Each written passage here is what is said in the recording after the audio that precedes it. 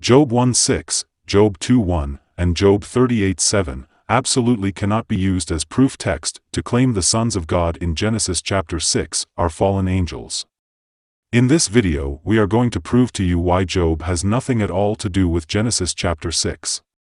You may hear some things that are going to upset your paradigm, but what we will reveal is 100% biblical.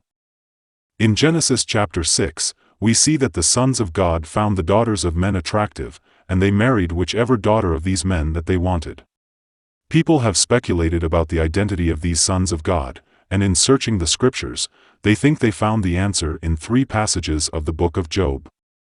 Many have probably read these 3 passages found in Job as it is stated in the King James translation, which reads in Job 1:6, "Now there was a day when the sons of God came to present themselves before the Lord, and Satan came also among them." In Job 2:1, again there was a day when the sons of God came to present themselves before the Lord, and Satan came also among them, to present himself.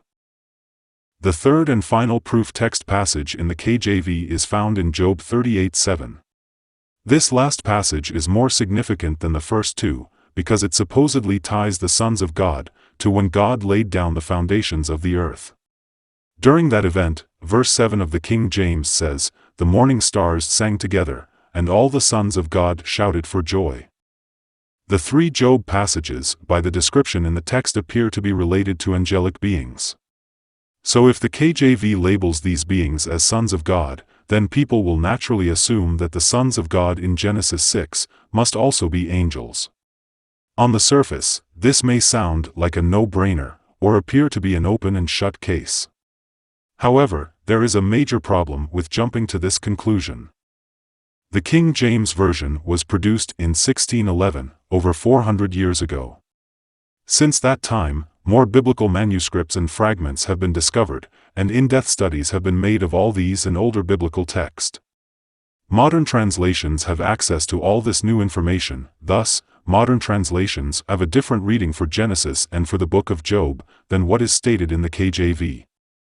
If we look at Genesis 6:2 in the New International Version, the New Revised Standard Version, the New International Reader's Version, and the New Century Version, we will see that they all have sons of God listed in the passage.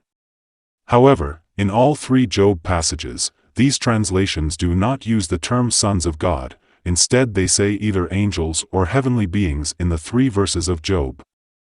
Again, this may sound like further proof to make the case that these sons of God in Genesis are angels. However, the error with that conclusion is that these translations are not basing their readings on the same text as the KJV. The KJV is based on the Masoretic Hebrew text. But these modern translations are based on the much older Septuagint. So we have 2 different textual streams here. The Septuagint text was written in the BC era, long before the Masoretic Hebrew text. In fact, the Masoretic Hebrew was created by the rabbinic movement and was written centuries after the New Testament was completed.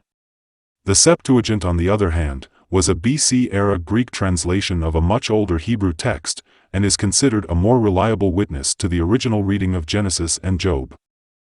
If you doubt this claim, then let me point you to the 1st century BC-era Targum of Job, found among the Dead Sea Scroll discoveries. The Targum of Job has the angels of God in Job 38:7, just like the Septuagint reading, and not sons of God like the Masoretic Hebrew.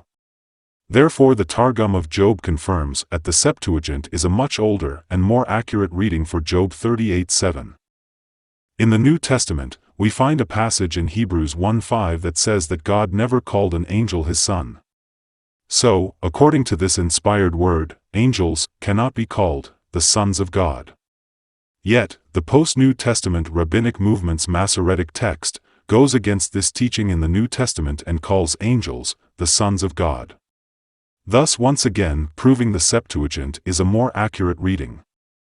Another piece of evidence is found in Deuteronomy 32:43.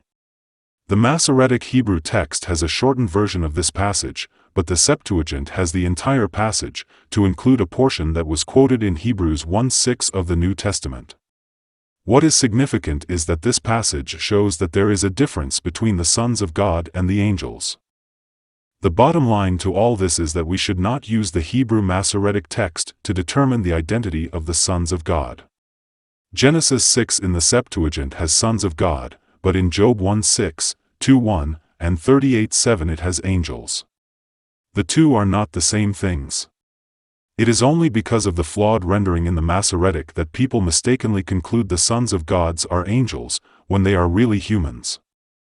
In the description section of this video we listed additional videos and resources related to this same subject. Until the next video, Maranatha.